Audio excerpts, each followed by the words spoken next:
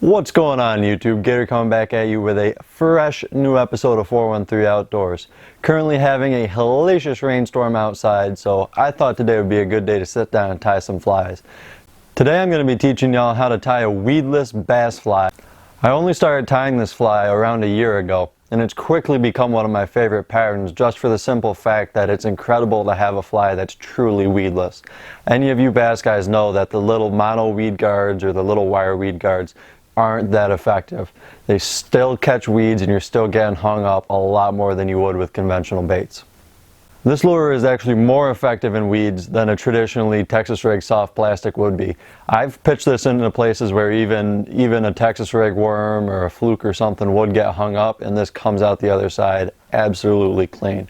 I think it has to do something between the fact that it's so light and the fact it's so thin. It's able to slip through the weeds, no problems at all. So I'm going to shut up now, hop down into what you need. So what you're going to need to tie this fly is a worm hook. I'm using a 4/0, but as with all of the patterns I discuss, you can scale that up or down to suit the fish in your area. We're going to be using our flat black thread spooled up on our bobbin. And finally, you're going to need a bucktail. I like tying these in white and brown or a white and black, but of course, feel free to change that up and try something else.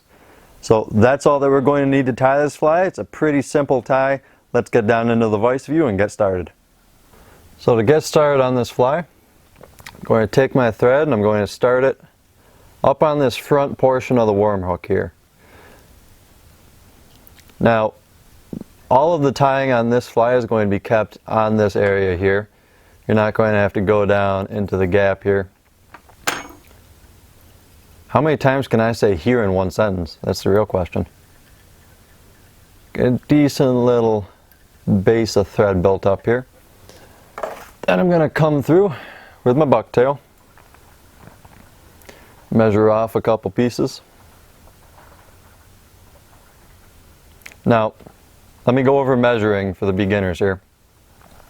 You typically want a body or a tail material to be about 1 to 1.5 times the hook length. So if my hook length is here, I would go on and add another half, so it's about the length of the brass on my whip finisher here. And you can see how that looks to be about an appropriate proportion.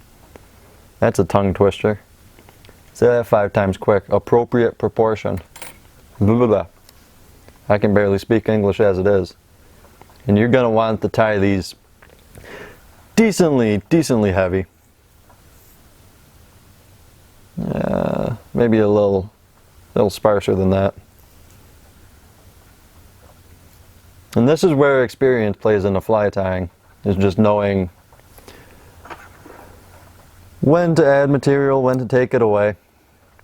But of course, if you're just starting out, it'll come to you. I was actually just having a conversation with my family earlier about how my grandfather taught me how to tie when I was in the 3rd grade.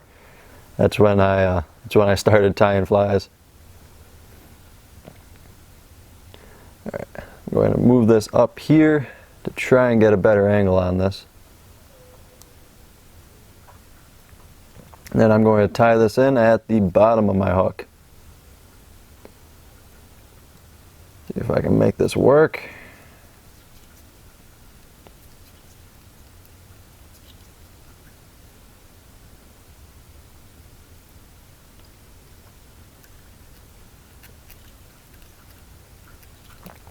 But yeah, as I was saying, I tied my first fly in the 3rd grade with my grandfather. I'm 20, almost 21 now, so that's been a long time.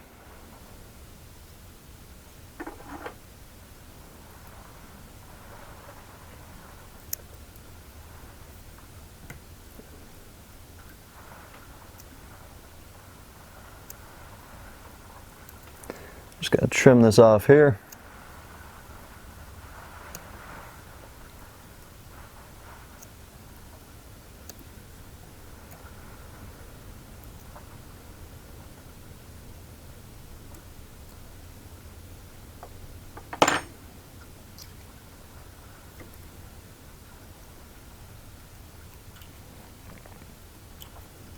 Alright, So you can see that I've got that tied in well, and it sits right in the belly of that hook there with the hook point just a little exposed. The key to this fly is having that hook point not be exposed. So I'm going to go through and I'm going to take some brown bucktail now. And I actually don't have any left on this tail, so let me grab another tail here. It's a good thing about being friends with a lot of guys that hunt. You got free bucktails.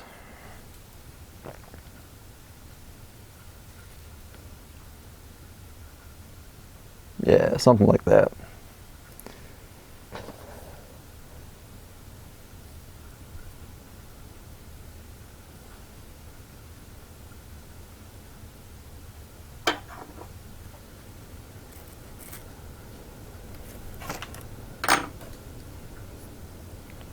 And this is a key part of tying with bucktail, is you want to come through and do that a couple times. Get all the little fuzzy hairs out of there.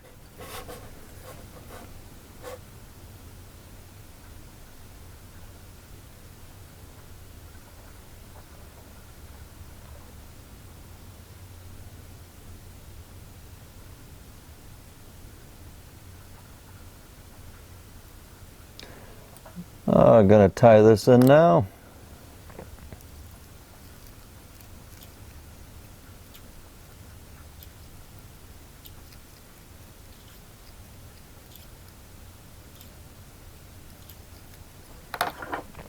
Give this a little trim job up here.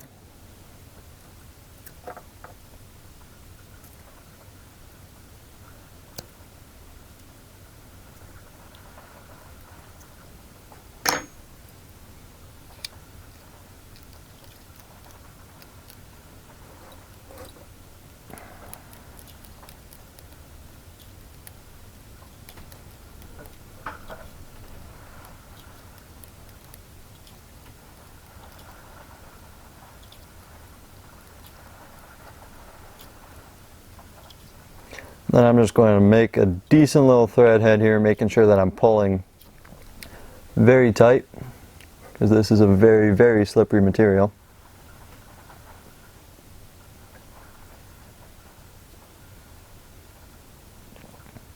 And this is really the one weakness of this fly, is that after a couple of really decent fish, they do tend to kind of fall apart, but they're so damn simple to tie that that's not really huge, I don't know what the word I'm looking for here is. It doesn't really turn me away.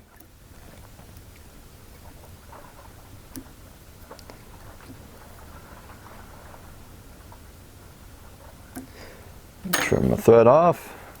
And that was just a quick little whip finish. Nothing too complicated.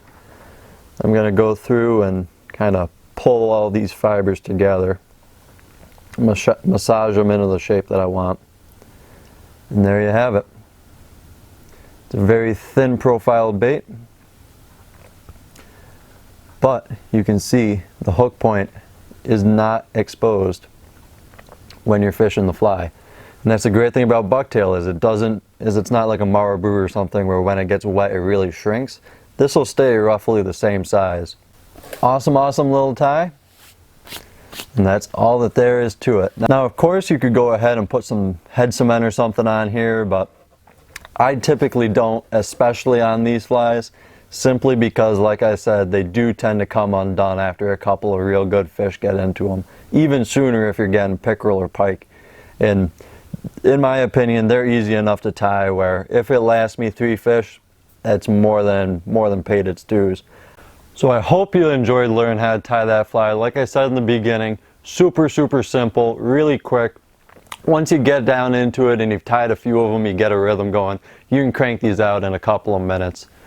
And if you have any other patterns you'd like to see me tie, or anything that you want me to make a video on, drop me a comment down below. I'd be more than happy to help you out if you're having troubles. I just want to give a shout out to all of my new subscribers. You guys rock. Thanks for coming along and joining us.